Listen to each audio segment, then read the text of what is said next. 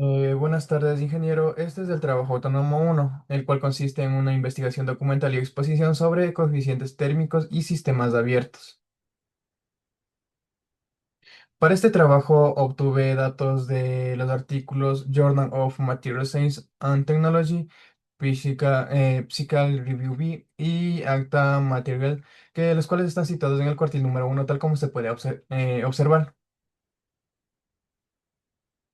El sistema y ecuación térmica de estado real. El sistema elegido en mi caso son las moléculas de calcio, en donde se analiza el comportamiento termodinámico en el rango de temperatura de 300 Kelvin a 1700 Kelvin, abarcando el sólido metálico en proceso de fusión en aproximadamente 1115 Kelvin y la fase líquida sobrecalentada hasta temperaturas cercanas a su punto de ebullición, que es aproximadamente 1757 Kelvin.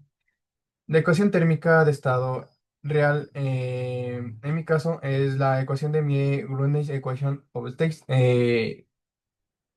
simplificado EOS, el cual es apropiada para describir sólidos y materiales en rangos amplios de presión y temperatura, ya que toma en cuenta efectos de energía interna y expansividad térmica.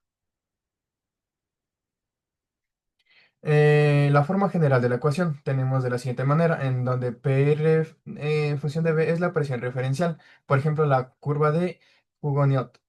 Tenemos el factor de Grunewald, el cual está representado en una letra griega parecida a la R minúscula, pero más grande en función por el volumen.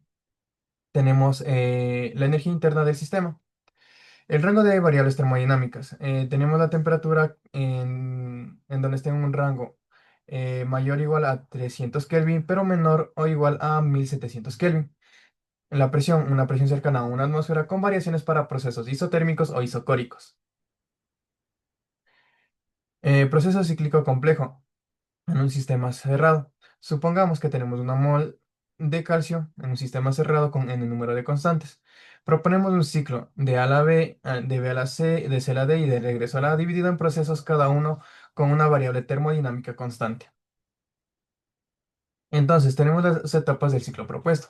De A a la B en un proceso isobárico a presión de una atmósfera. Existe un calentamiento desde los 300 hasta los 1200 Kelvin. El calcio pasa de sólido a líquido en un punto de fusión aproximado de 1115 Kelvin.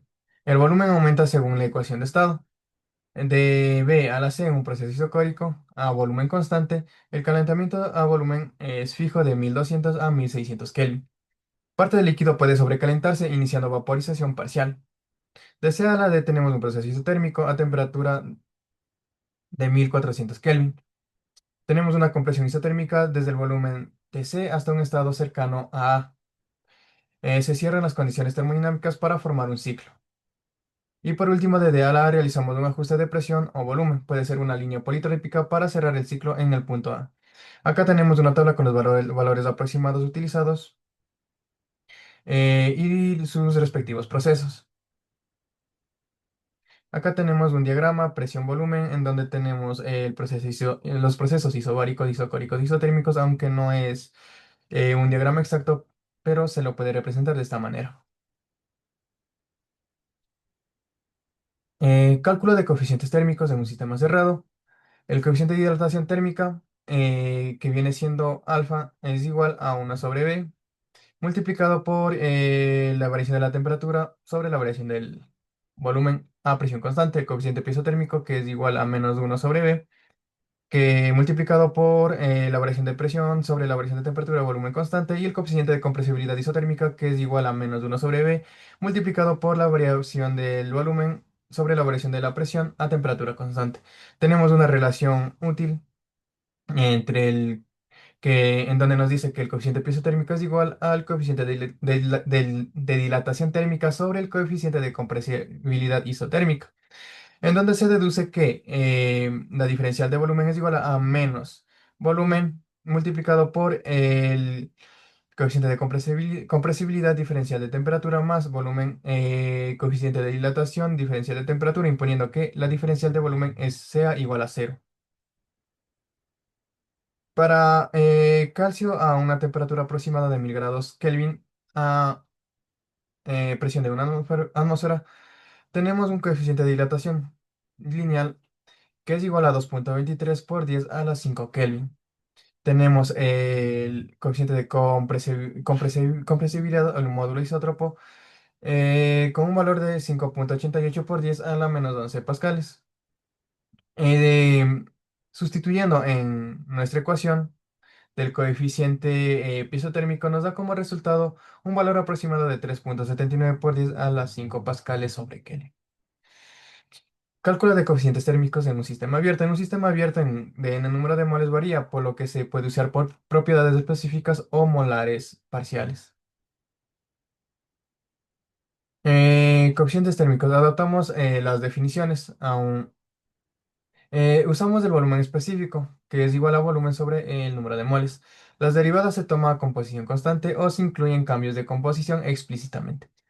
En un sistema abierto tenemos básicamente las mismas fórmulas, pero estas están a presión constante y, por ejemplo, en el coeficiente de dilatación térmica está a presión constante y a composición constante.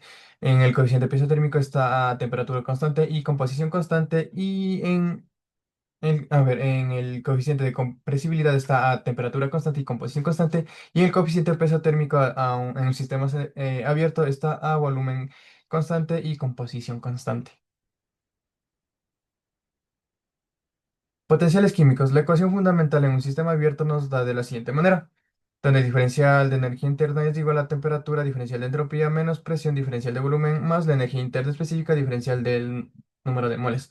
Usando la energía libre de Gibbs nos queda que la diferencial de Gibbs es igual a menos de entropía diferencial de temperatura más volumen diferencial de presión más energía interna diferencial del número de moles. Para un sistema de una sola especie pura nos queda que el diferencial de energía interna es igual al la energía libre de Gibbs moral en función de la temperatura y la presión. Entonces tenemos que la diferencial de energía interna en función de la temperatura y presión es igual a la diferencial de energía interna estándar multiplicado por la temperatura, más la integral entre la presión estándar y la presión volumen específico en función de la temperatura, presión diferencial de presión. Y considerando los cambios de temperatura, tenemos la energía interna en función de la temperatura, presión, es igual a la energía interna estándar multiplicado por la temperatura estándar menos la integral definida entre la temperatura estándar y temperatura, en donde tenemos la entropía molar multiplicado por la temperatura diferencial de temperatura más la integral entre la presión estándar y la presión, en donde tenemos el volumen molar multiplicado por volumen específico molar multiplicado por la temperatura, digo, en función de la temperatura y presión multiplicado por la diferencial de presión. Gracias.